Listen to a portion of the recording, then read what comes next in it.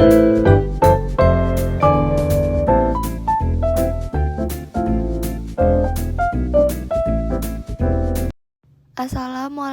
warahmatullahi wabarakatuh. Hai, di sini saya Grandis Nurintan Masa sebagai Ketua Kelompok 2 12 IIS 3 pada mata pelajaran PKWU di SMA Negeri 3 Boyolali ingin melakukan presentasi dan promosi hasil kerja kelompok kami. Sebelum memulai presentasi, di sini saya akan memperkenalkan anggota kelompok kami terlebih dahulu.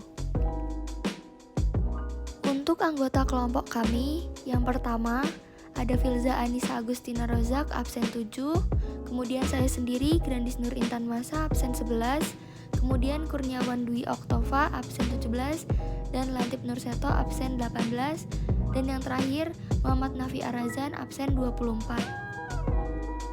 Untuk lebih mengenal, di sini kami menyediakan gambar masing-masing anggota kami, yaitu yang pertama Filza, kemudian saya Grandis, dan Kurniawan, selanjutnya Lantip, dan yang terakhir Muhammad Nafi. Produk yang akan kelompok kami promosikan adalah handmade rustic plant wreath. Bumban atau wreath adalah sekumpulan bunga, daun, buah, ranting, atau bahan-bahan lainnya yang dibentuk menjadi sebuah lingkaran. Gambar yang tertera adalah salah satu contoh produk kami. Tujuan dari pembuatan produk handmade rustic palm wreath sendiri adalah menyelesaikan tugas praktik mata pelajaran PKWU. Kedua, memanfaatkan limbah daun kering. Dan yang ketiga, mengasah kreativitas dan menghidupkan perekonomian kembali di masa pandemi. Selanjutnya saya Kurniawan Dwi Oktova mau menjelaskan tentang manfaat, kegunaan, dan bagaimana kelompok kami mempromosikan hasil kerja kami. Manfaat pertama adalah mengurangi limbah di lingkungan. Jadi kita sebisa mungkin mengurangi limbah. Jadi limbah di lingkungan itu limbah yang biasa kita temui di lingkungan sehari-hari, dan ini pun yang digunakan adalah daun. Jadi kita bisa mengurangi limbah daun yang biasa ditemukan di sekitar kita, yang biasanya tidak berguna, ini bisa digunakan kembali dan bisa menjadi lebih bagus. Itu arti dari mengurangi limbah di sekitar lingkungan.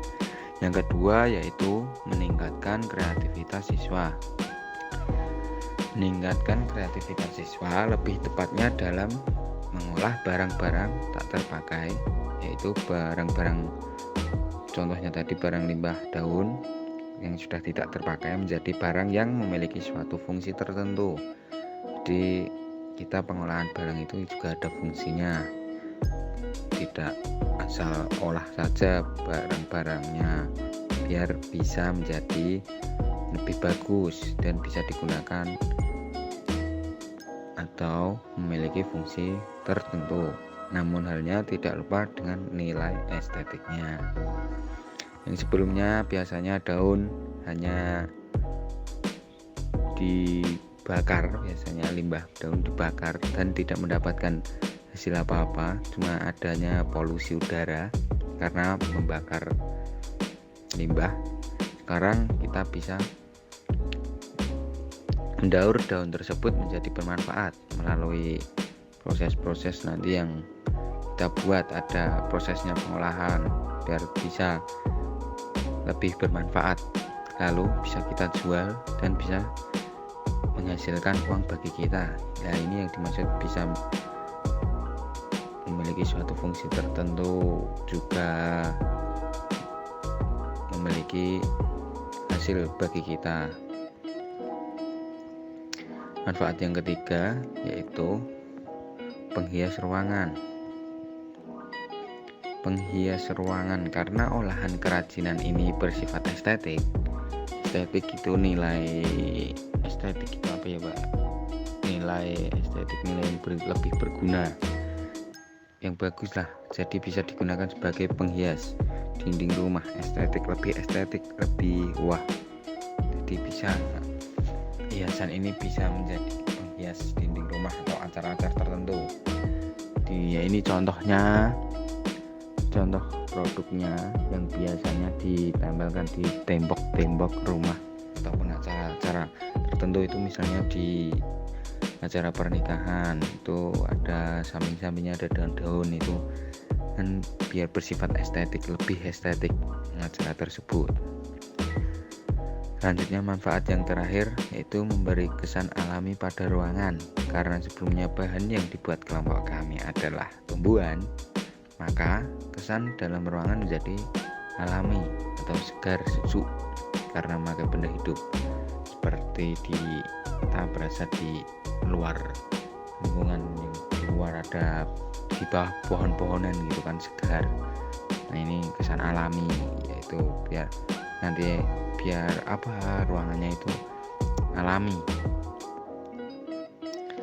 Terus selanjutnya poin yang kedua, kegunaannya ini ada 2. Kegunaan hampir sama dengan manfaat. Ini juga penjelasan saya nanti ya hampir sama dengan manfaat. Yang pertama yaitu sebagai hiasan ruangan. Sebagai hiasan ruangan tadi gunanya. Jadi kita buat olahan daun ini, atau kita memproses daun kerajinan ini, itu ada gunanya. Masa iya kita ada proses gak ada gunanya? Enggak mungkin. Itu gunanya penghias ruangan itu yang biasanya ditempel-tempel di tembok itu biasanya, terus di kamar-kamar pojok-pojok gitu.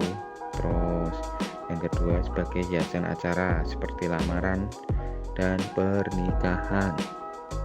Itu biasanya yang sering ikut jagong itu pasti tahu, yang di samping-samping dekor itu kan ada daun-daun. Nah, itu pasti sebelumnya udah diproses dulu daunnya, bukan asal-asalan itu ngasih daun di samping-samping dekor itu. Yang ketiga itu kita akan bahas bagaimana cara kita mempromosikan hasil karya kami. Karena kelompok kami di sini menggunakan media YouTube atau media sosial untuk promosi, maka kelompok kami menggunakan brosur sebagai informasi promosi bagi konsumen.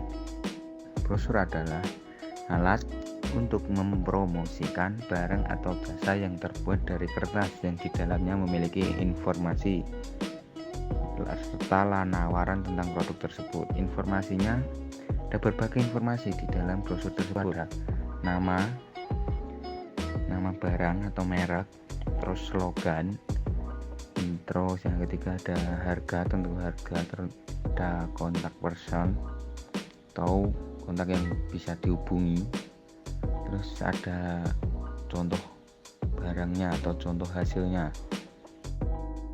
Apa fungsi brosur? Yang pertama, menginformasikan kepada para konsumen tentang produk atau layanan yang ditawarkan. Jadi, dari brosur pembaca lebih mudah mengetahui informasi promosi produk kamu, dari mulai label atau merek, bentuk produk, harga, slogan penawaran, dan bahkan kontak personnya. Yang kedua yaitu sebagai alat iklan atau promo. Dengan bantuan brosur sebagai media cetak, promosi kita dapat lebih mudah memasang iklan baik dalam bentuk visual di media sosial ataupun langsung. Yang ketiga yaitu mempertahankan kriteria maupun konsep yang sama. Terus dapat lebih mudah mempertahankan konsep, misal contohnya konsep desain poster kelompok kami dengan ornamen warna estetik namun ada penambahan girly melambangkan bunga. Tujuan brosur yang pertama sebagai informasi. Brosur berfungsi memberikan informasi produk yang ditawarkan kepada calon konsumen. Tidak hanya informasi namun juga penawaran mengenai produk atau jasa tersebut. Biasanya informasi yang jelas diberikan dalam produk harus jelas sehingga informasi atau pesan yang ingin disampaikan dapat diterima dengan baik. Yang kedua yaitu sebagai alat iklan atau promo. Dengan bantuan brosur sebagai media cetak, promosi kita dapat lebih mudah memasang iklan baik dalam bentuk visual di media sosial ataupun langsung. Yang ketiga yaitu meningkatkan daya tarik suatu produk. Jadi, produk yang semula sampah bekas dan tidak berguna menjadi suatu produk yang bernilai guna dan juga bernilai estetik yang laku di pasaran. Nomor 4, sebagai identitas suatu produk. Karena dalam suatu brosur dijelaskan merek, dengan begitu dapat meminimalisir terjadinya plagiarisme oleh produk lainnya. Selanjutnya, ini dia contoh brosur kelompok kami.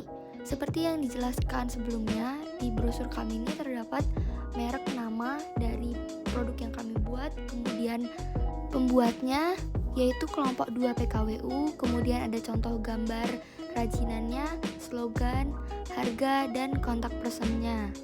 Jadi brosur kami sudah sesuai dengan kriteria brosur untuk promosi. Apa sih pamflet itu? Nah, pamflet adalah sebuah media promosi yang berbentuk selembaran atau risalah. Pamflet ini memiliki ukuran yang lebih kecil daripada brosur, dan pamflet ini tidak terdapat halaman. Seperti yang saya jelaskan tadi, hanya berupa selembaran. Biasanya pamflet dapat disertai gambar maupun tidak, dan pamflet itu tanpa adanya penyambungan. Jadi kesimpulannya, promosi yang kami lakukan ini berbentuk pamflet. Di dalam pamflet yang kami buat ini terdapat gambar produk, yaitu word atau sering disebut dengan bumban. Bumban ini biasanya dipakai oleh umat Kristiani untuk hiasan saat Natal. Tujuan pamflet yang pertama, untuk memberikan edukasi. Maksud edukasi di sini adalah pesan yang dapat dicontoh atau dijadikan pelajaran bagi pembaca. Yang kedua, untuk mempromosikan produk.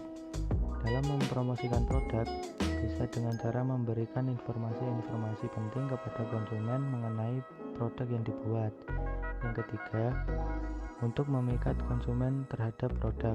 Nah, di sini kita dapat menggunakan cara-cara yang efektif untuk memikat konsumen.